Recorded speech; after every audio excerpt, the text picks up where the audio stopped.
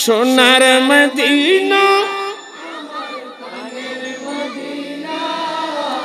সবই বলিব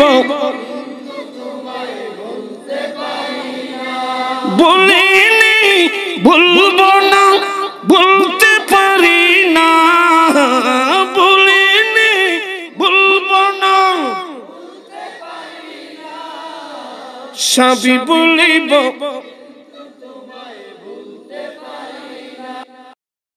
সমভালার চেয়ে দামি তুমি হও ঠিক কিনা রে বাবা আর সমভালার চেয়ে দামি তুমি হও খোদার সৃষ্টিতে তুমি শ্রেষ্ঠ ভূমি হও আর সমভালার চেয়ে দামি তুমি হও খোদার সৃষ্টিতে তুমি শ্রেষ্ঠ ভূমি হও তোমার বুকে শুয়ে আছেন শাহে মদিনা তোমার বুকে শুয়ে আছেন শাহে মদিনা সবই বলি তোমায় বলতে পারি না সোনার মদিনা আমার সবই বলিব জান্নাতের বাগান তোমায় নবী বলেছেন ঠিক কিনা রে বাবা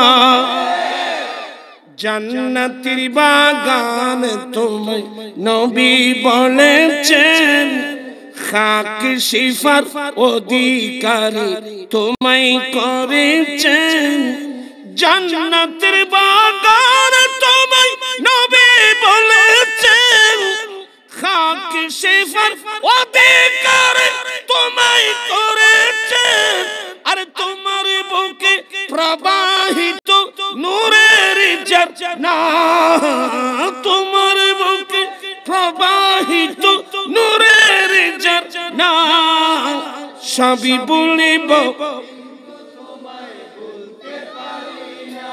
সোনার মদিনা আমার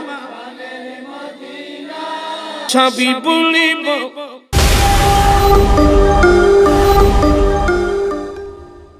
আউযু বিল্লাহি মিনাশ শাইতানির রাজীম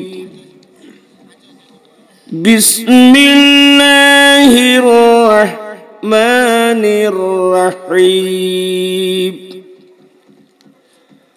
النبي أولى بالمؤمنين من أنفسهم صدق الله مولانا العظيم وصدق رسوله النبي الحبيب الكريم ونحن على ذلك لمن الشاهدين والشاكرين والحمد لله رب العالمين ربي صل وسلم وبارك عليه আমার জীবন মরণ সাজাবো মাদানী রঙে আমার জীবন মরণ সাজাবো মাদানী রঙে সেই রঙে রঙিনে হলে আল্লাহ রাসূল থাকবে আমার সঙ্গে আমার জীবন সাজাবো মাদানী রঙে অবস্থিত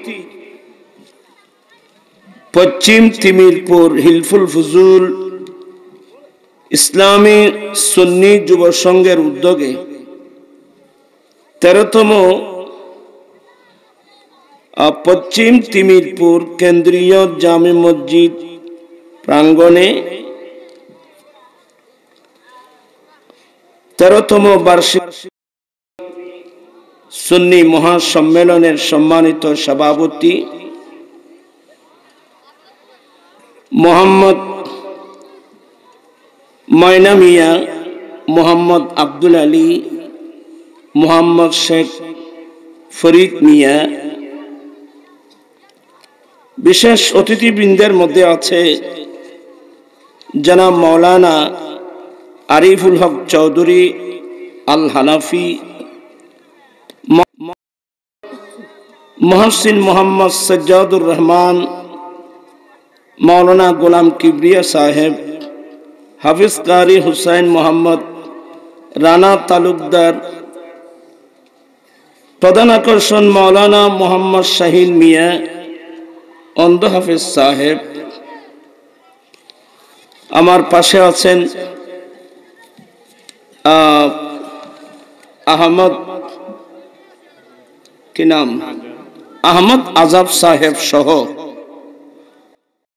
উলামা ইকরাম এবং অতিথিবৃন্দ, এলাকার আমার সফর সঙ্গী হিসেবে এসেছেন আজগ্রামী জনাব মাওলানা দেলোয়ার হোসেন জালালি সাহেব সহ অসংখ্য উলামা ইকরাম, ব্রাদারান ইসলাম, রহমানি ওয়া রাহমাকুমুল্লাহু তাআলা। মহান রব্বুল আলামিনের দরবারে লাখ কোটি শুকরিয়া যে রব্বুল আলামিন এই প্রতিকূল অবস্থায়, এই কনকনে শীতের মধ্যেও আয়োজিত কোরআন সুন্নাহর এই মাহফিলে যোগদান করে কোরআন সুন্নাহর আলোচনা শুনে নিজের ঈমান আকীদা মজবুত করার, আমলি জিন্দেগি দুরুস্ত করার তৌফিক দান করেছেন। সে রব্বুল আলামিনের দরবারে লাখ কোটি শুকরিয়া আদায় করছি। সবাই উচ্চ স্বরে বলুন আলহামদুলিল্লাহ। আরেকটু বড় আওয়াজ বলবেন আলহামদুলিল্লাহ। আপনাদের শুকরিয়া আদায় করছি যারা আল্লাহ এবং রসুলের মহব্বত নিয়ে মাহফিলে এসেছেন। বিশেষ করে উত্তর এলাকার হিলফুল ফুজুল নামক যে সংগঠনের প্রত্যেক সদস্য, যাদের অক্লান্ত পরিশ্রমের মাধ্যমে এই মাহফিল, আমি প্রত্যেকের শুকরিয়া আদায় করছি। রব্বুল আলামিন আমাদের আশা বসা সাহেব দাওয়াতের ইন্তজামকে কবুল করুক। সবাই বলুন আমিন। আপনারা আমার ভাষা বুঝতেছেন? আমি চট্টগ্রামের লোক বাবা, আমি সিলেটি ভাষা কইতাম পারতাম না রে বা। আসলাম, আমি আসলে অসুস্থ মানুষ। এই সাজ্জাদ ছেলেটা কই? ওই সাজ্জাদ ছেলে ও মাওলানা সাইফুল সাহেব কে করে আসতে বাধ্য করেছেন। ওয়াদা রক্ষার জন্য আসলাম, আপনাদেরকে একটু দেখব, দোয়া নেব। বেশিক্ষণ আমি কষ্ট দেব না। আসলে এই জাতীয় মাহফিল মুসলিম জাতির জন্য খুবই গুরুত্বপূর্ণ। কারণ মুসলমানের ঘরে জন্ম নিলেই যে মুসলমান হয় তেমন তো না। ঘরে নাস্তিক কমিউনিস্ট পর্যন্ত জন্ম নিচ্ছে, ঠিক না? কি বুঝলেন? মুসলমানের ঘরে জন্ম নিলে যে মুসলমান হয় তেমন না। ইসলাম শিখতে হয়। যারা আমরা মা বাবা, আমাদের ঈমানি দায়িত্ব ছেলে মেয়েদেরকে কোরআন দিয়ে খাঁটি মুসলমান হিসেবে গঠন করা। বর্তমান পরিবেশ সম্পূর্ণ ভিন্ন, অথচ মহান রব্বুল আলামিনের স্পেশাল একটা দয়া। আল্লাহ আমাদেরকে দয়া করে ইমামুল আম্বিয়ার উম্মত বানিয়েছেন। ঠিক ঠিক, এতে আপনারা খুশি না বেজার? কারা কারা খুশি হাত উঠায় দেখাতে পারবেন? আল্লাহু আকবার, ইয়া রাসূলুল্লাহ জিন্দাবাদ, ইয়া গাউসে আজম। মোরা ধন্য গো রাসূল আপনাকে পেয়ে, ঠিক কিনা রে বাবা? মোরা ধন্য গো রাসূল আপনাকে আরো বেশি ধন্য মোরা উম্মত হয়ে, আরো বেশি ধন্য মোরা উম্মত হয়ে, মোরা ধন্য গো রাসূল আপনাকে পেয়ে। ঠিক কিনা রে বাবা? আমরা এই নবীকে পেয়ে ধন্য। এটা আল্লাহর স্পেশাল দয়ার মেহরবানি। তবে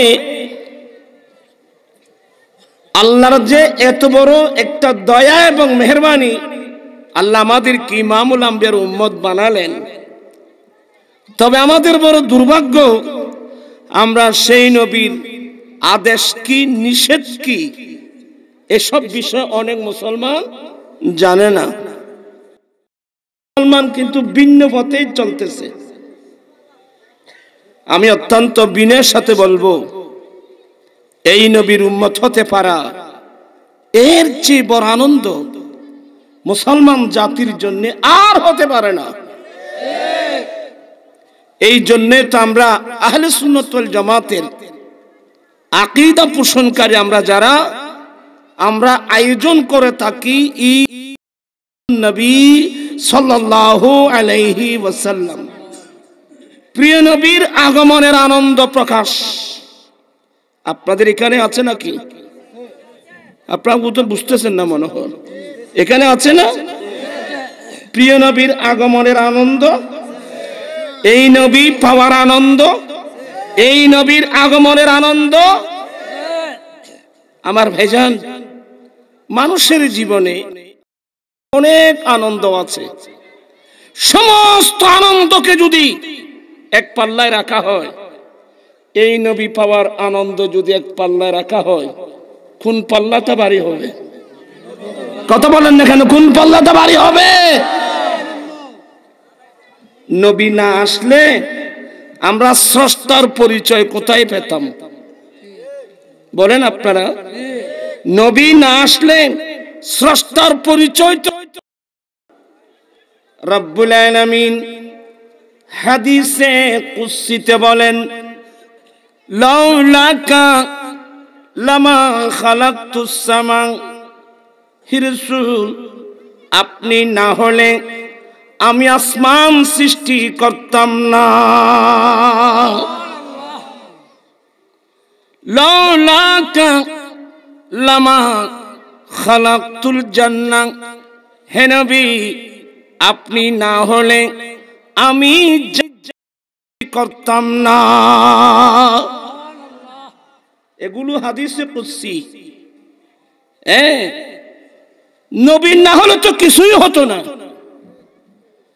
এই নবী না হলে কিছুই হতো না। আসমান হতো না, জমিন হতো না, আরশ কুরসি লৌহ কলম চন্দ্র সূর্য গ্রহ নক্ষত্র কিছুই হতো না। সব কিছু হয়েছে আমার প্রিয় রাসূল সাল্লাল্লাহু আলাইহি সাল্লামের উসিলায়। এই বিশ্বাস আছে তো নাকি? কবি নজরুল, সে কোনো মুহাদ্দিসও না, মুফতিও নয়, মুফাসসিরও নয়, আর বাংলা ইংরেজি লেখাপড়াও তেমন নাই, মাত্র 8 পাস, 8ম শ্রেণী। কবি নজরুলের কথা তো জানেন আপনারা নাকি? সবাই তো জানে। সে কোনো মুহাদ্দিস ছিল না, মুফাসসিরও ছিল না, মুফতিও ছিল না। আর বাংলা ইংরেজি লেখাপড়াও তেমন ছিল না, মাত্র অষ্টম শ্রেণী পাস। কিন্তু না থাকলেও তার মধ্যে বুক ভরা আমার রসুলের প্রেম ছিল, আমার নবীর মোহাব্বত ছিল, আমার রসুল প্রেম ছিল। এটা আল্লাহ প্রদত্ত একটা নেয়ামত। আর বুক ভরা নবীর প্রেম, এটার নামে ঈমান। ঈমান আপনারা আমার মুখে মুখে কিছু পড়তে পারবেন? অভ্যাস আছে তো না? ক্বালা, কই পড়তেছেন না তো? ক্বালা রাসূলুল্লাহি সাল্লাল্লাহু আলাইহি ওয়াসাল্লাম, লা ইলাহা লিমান লা মুহাব্বাতা লাহু। আল্লাহর নবী বলেন, যার অন্তরে আমি নবীর মোহাব্বত নাই, তার কাছে ঈমানও নাই। আপনারা কোনো বিরক্ত হচ্ছেন? এই বয়সে কেউ মাদ্রাসায় যাবেন না। এমনি আমরা বড় আশিক রাসূল, এই বয়সে আমরা কেউ মাদ্রাসায় যাব না। আজকে যে মাহফিল হচ্ছে কয়েক ঘন্টার জন্য, সবাই প্রত্যেকের মেমোরিতে রাখতে হবে, আজকে আমরা কয়েক ঘন্টার জন্য নবীর মাদ্রাসায় আসলাম। একটু কষ্ট দিচ্ছি, আমার মুখে মুখে যে আপনারা হাদিস শরীফ পড়লেন, ফেরেশতা আপনার আমল নামায় রেকর্ড করে ফেলছেন। আর সেই রেকর্ড কাল কিয়ামতের মাঠে আপনার আমার নেজাতের একটা বিরাট ওসিলা হবে। আর নবীর হাদিস পড়লে ভালো লাগে না? কার কার ভালো? সুবহানাল্লাহ, নারায়ে তাকবীর, নারায়ে রিসালাত, নারায়ে গাউসিয়া, আহলে সুন্নাত ওয়াল জামাত। নবীর হাদিস শুনলে ভালো লাগে না? আমার নবী বলছেন যে যার অন্তরে আমি নবীর মোহাব্বত নাই, তার কাছে ঈমানও নাই। আপনারা একটু মনোযোগ সহকারে শুনবেন। মোহাব্বত আছে মা বাবার অন্তরে, ছেলে মেয়েদের মোহাব্বত, ছেলে মেয়েদের অন্তরে মা বাবার মোহাব্বত, স্বামীর অন্তরে স্ত্রীর মোহাব্বত, স্ত্রীর অন্তরে স্বামীর মোহাব্বত, এক বন্ধুর অন্তরে অপর বন্ধুর মোহাব্বত, আছে কি না? তো ওই ধরনের মোহাব্বতের নাম কি ঈমান? তাহলে আরেকটা হাদিস পড়ুন, খুব মনোযোগ করে পড়বেন। ক্বালা রাসূলুল্লাহি সাল্লাল্লাহু আলাইহি ওয়াসাল্লাম, লা ইউমিনু আহাদুকুম হাত্তা আকুনা আহাব্বা ইলাইহি মিন ওয়ালিদিহি ওয়া ওয়ালাদিহি ওয়ান নাসি আজমাইন। এটা আরেকটা হাদিস। আল্লাহর নবী বলেন, তোমাদের মধ্যে কেহই ততক্ষণ পর্যন্ত মুমিন হতে পারবা না যতক্ষণ পর্যন্ত তোমার মা বাবা, স্ত্রী, পুত্র, ছেলে, সন্তান, পৃথিবীর বুকে যত মায়া ব্যক্তি আছে, সবার ভালোবাসার চেয়ে, সবার মোহাব্বতের চেয়ে আমি নবীর মোহাব্বত যতক্ষণ পর্যন্ত বেশি হবে না, ততক্ষণ পর্যন্ত তোমরা কেহই মুমিন হতে পারবে না।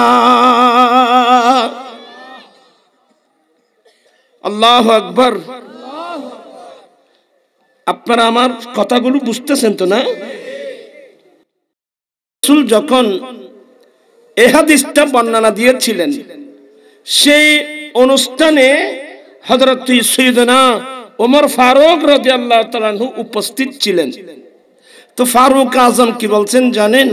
নবী গো, আমি আমার জান ছাড়া মা বাবা ছেলে সন্তান স্ত্রী পুত্র বন্ধু বান্ধব সবার চেয়ে আপনাকে বেশি ভালোবাসি। আমার নবী বলেন, ওমর তুমি এখনো মুমিন হতে পারো নাই। ওই যে জান প্রাণ ছাড়া বলছে, যে এই জান ছাড়া প্রাণ ছাড়া বলার পিছনে একটা কারণও আছে। আমার রাসূল হাদিস বলতে মা বাবা ছেলে সন্তান স্ত্রী পুত্র পৃথিবীর বুকে যত প্রিয় ব্যক্তি আছে সবার ভালোবাসার চেয়ে আমি নবীর ভালোবাসা যতক্ষণ পর্যন্ত বেশি হবে না ততক্ষণ পর্যন্ত সে মুমিন হতে পারবে না। আর মুহাদ্দিসিন ইকরাম ব্যাখ্যা করে মুমিন হতে পারবে না। এখানে জানের কথা নাই, এখানে প্রাণের কথা নাই। এই জন্য ফারুক আজম বললেন, নবী গো, আমি আমার জান ছাড়া প্রাণ ছাড়া আর যত মহব্বতের ব্যক্তি আছে আমি সবচেয়ে আপনাকে বেশি ভালোবাসি। আমার রাসূল বলেন, ওমর তুমি এখনো মুমিন হতে পারো নাই। আপনারা এই কথাটা একটু ব্যাখ্যার প্রয়োজন আছে।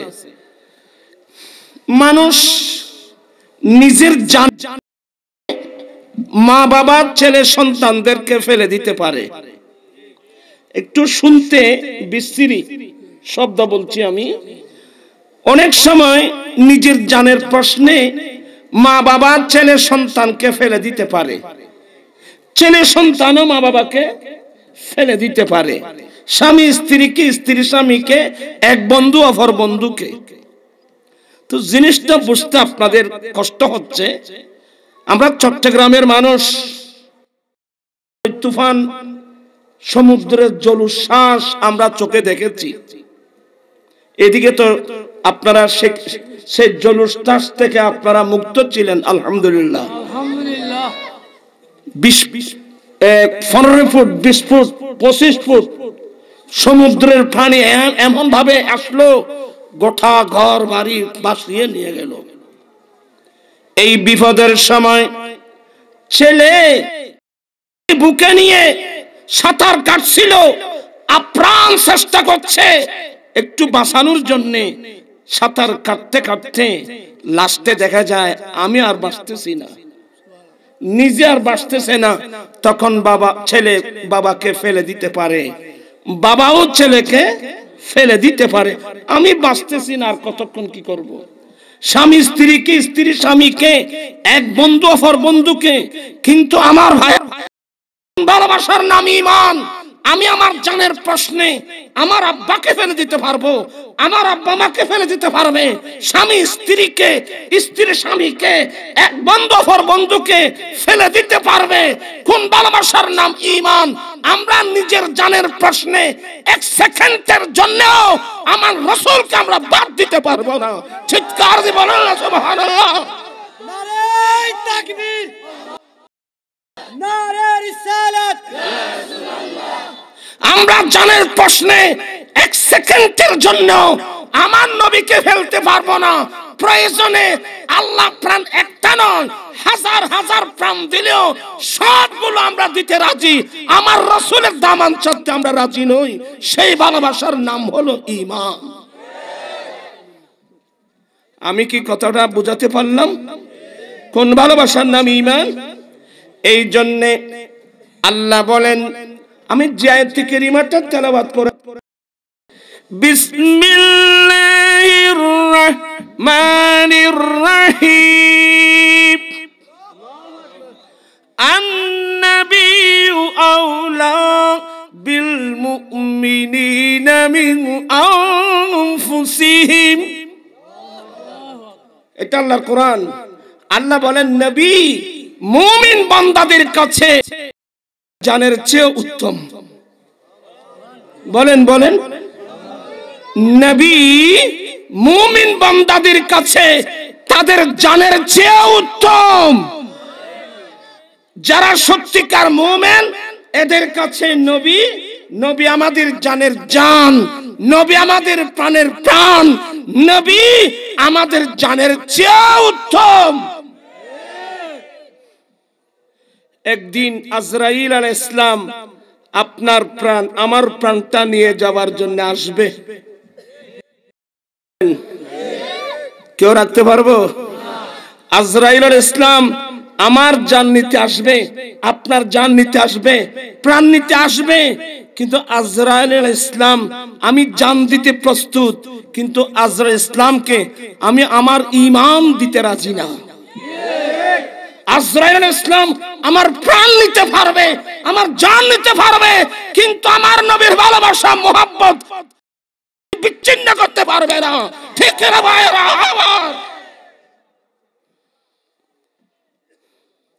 আপনারা বুঝতে একটু কষ্ট হচ্ছে নাকি? এই জন্যে মানুষ মৃত্যুর পরেও মানুষ জিন্দা। কথা বুঝতেছেন না মনে হয়? মানুষ মৃত্যুর পরেও, আপনারা কি কবরস্থানে যান না? কবরের জিয়ারত সবাই কিন্তু সবাই বলতেছে না। আপনারা সবাই কবরস্থানে গিয়ে জিয়ারত করেন তো? কারা কারা করেন? হাত উঠাই দেখি দেখি দেখি। মাশাআল্লাহ, সবাই জিয়ারত করেন। কার জিয়ারত? মৃত্যু ব্যক্তির, এই ডেড বডির। সুবহানাল্লাহ ওয়া বিহামদিহি সুবহানাল্লাহিল আযীম। আমার রাসূল এমন একটা জীবন দিয়েছেন, ঈমান দিয়েছেন, এমন ইসলাম দিয়েছেন, সেই ঈমান মোতাবেক চললে আপনি আমি মৃত্যুর পরেও অনন্তকাল কবরস্থানে আমি জীবিত থাকবো। চিৎকার দিয়ে বলেন না সুবহানাল্লাহ। জান নিয়ে গেছে আজরাইল ইসলাম, আজরাইল ইসলাম আমার ঈমান নিতে পারবে না। আজরাইল ইসলাম আমার জান নিতে পারবে, আজরাইল ইসলাম আমার ঈমান নিতে পারবে না। এই জন্য মানুষ মৃত্যুর পরেও কি জীবিত। এখন তেমন সমাজে আসলাম, এমন মৌলবী দেখতেছি, ফেসবুকের মধ্যে মৌলবীর কোনো অভাব নেই। আমার নবীকে মৃত্যু নবী বলতেছে, আমার নবীকে মরা নবী বলতেছে, মৃত্যু নবী বলতেছে। আমাদের নবী জিন্দা নবী। কথা বলেন, ক্ষমতা বলেন। আমাদের নবী, আমাদের নবী হায়াতুন নবী, জিন্দা নবী।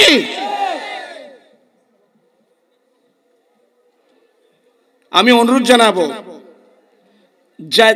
যার কাছে যে সম্পর্কে কোনো নলেজ নেই এ সম্পর্কে কথা না বলাই ভালো। তুমি হায়াত মর সম্পর্কে কি বুঝবা? মানুষ, আমরা মৃত্যুবরণ করব কতক্ষণের জন্য? এখানে আমি একটা আয়াত তেলাওয়াত করব, ধৈর্য থাকবে তো? বিসমিল্লাহির রাহমানির রহিম। ওয়ালা তুসাল্লি আলা আহাদিম মিনহুম মাতা আবাদা ওয়ালা তাকুম আলা কবরিহি। এখানে আবেদ সাহেব আছে, আমি তো আবেদ সাহেব না।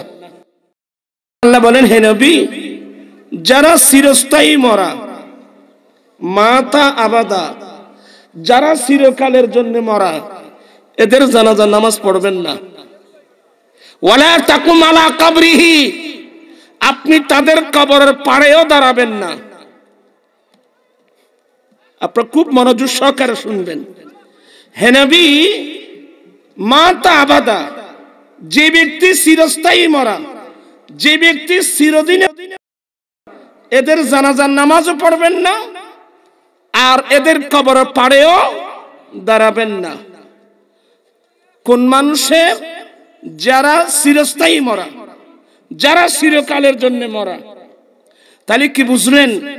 আমরা যারা মুমিন মুসলমান আছি, আমরা চিরদিনের জন্য মরা নই।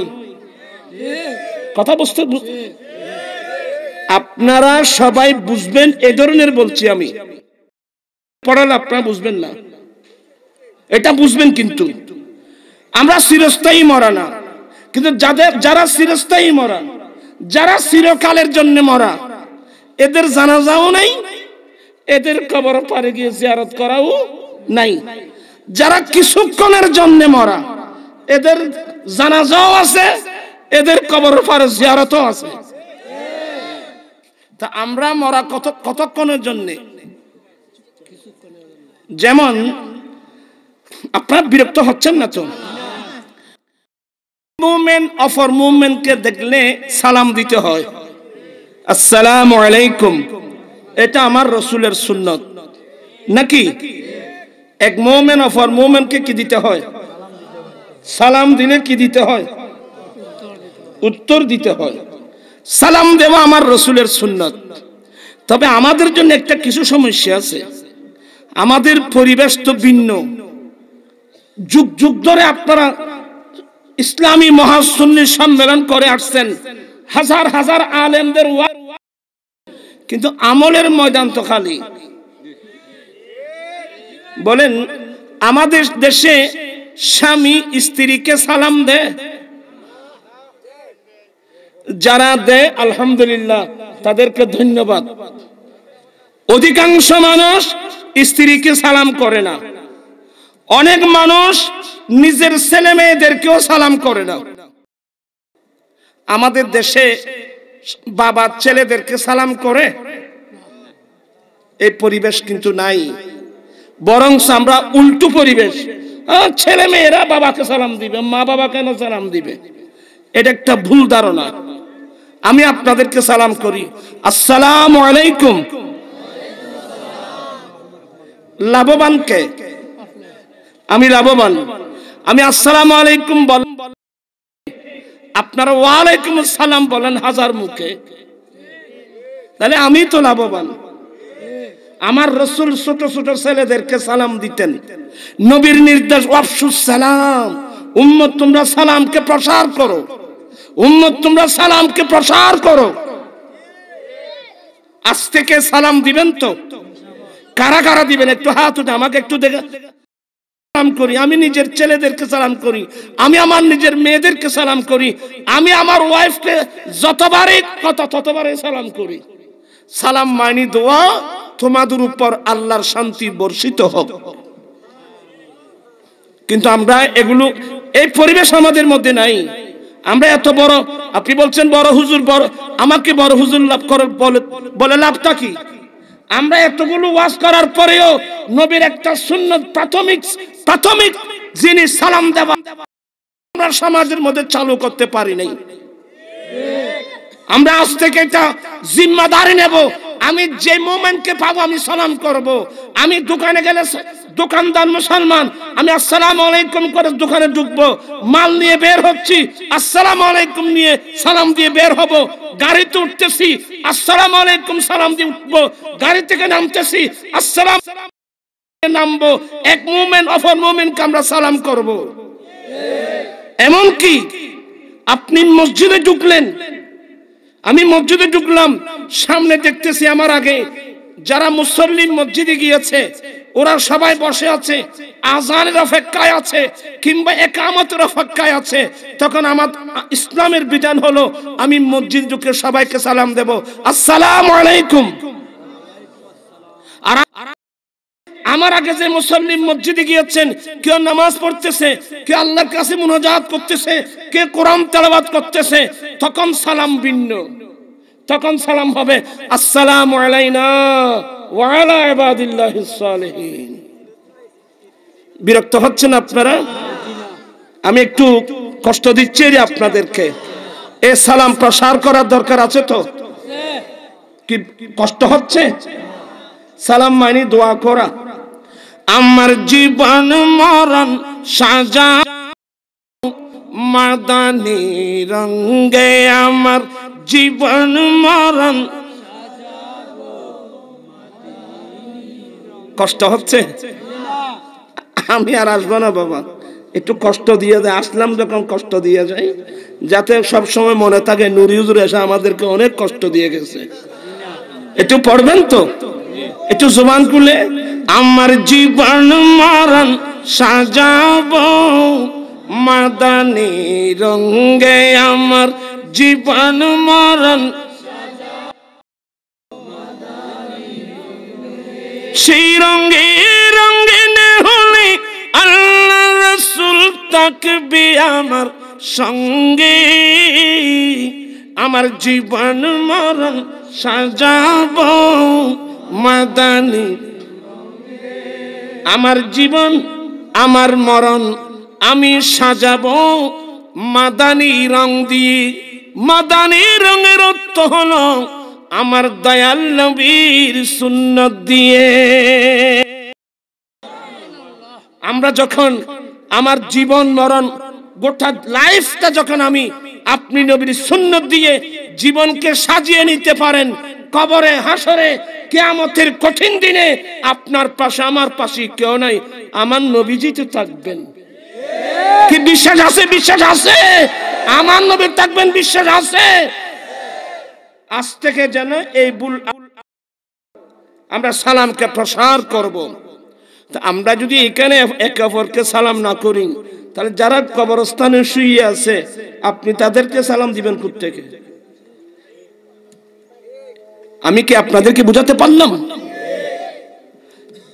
সালাম, এই যে আপনি সালাম করলেন, আসসালামু আলাইকুম, সালাম দিলেন। সকাল বেলায় পাবলিসিটি হচ্ছে অমুক রাতের 3টার সময় ইন্তিকাল করেছেন, ইন্না লিল্লাহি ওয়া ইন্না ইলাইহি রাজিউন। এই ধরনের হয় কি হয় না? হাই হাই, গত রাত্রে তো আমি তাকে সালাম দিলাম, রাতের বেলায় চলে গেল, না সকাল একটু দেখে আসি। আপনি দেখতে গেলেন, সে খাটের মধ্যে শুয়ে আছে, আসসালামু আলাইকুম বলবেন? কথা বলেন, আসসালামু আলাইকুম বলবেন না। কেন? সে মারা গিয়েছে, সে আমার সালামের উত্তর দিতে পারবে না, তাহলে তাকে আমরা সালাম দেব না। সবাই মনোযোগ আছে তো? তাকে গোসল দেওয়া হলো, কাফন পরানো হলো। আমার ভাই আজিজ কি নাম, সাজ্জাদ কই? সাজ্জাদ আছে? কোথায় চলে গেছে? সে সুন্দর কথা বলছেন, আল্লাহ হায়াত দরাজ করুক। আল্লাহ তার ইলম আমল হায়াতের মধ্যে আল্লাহ যেন কোটি কোটি বরকত দান করেন।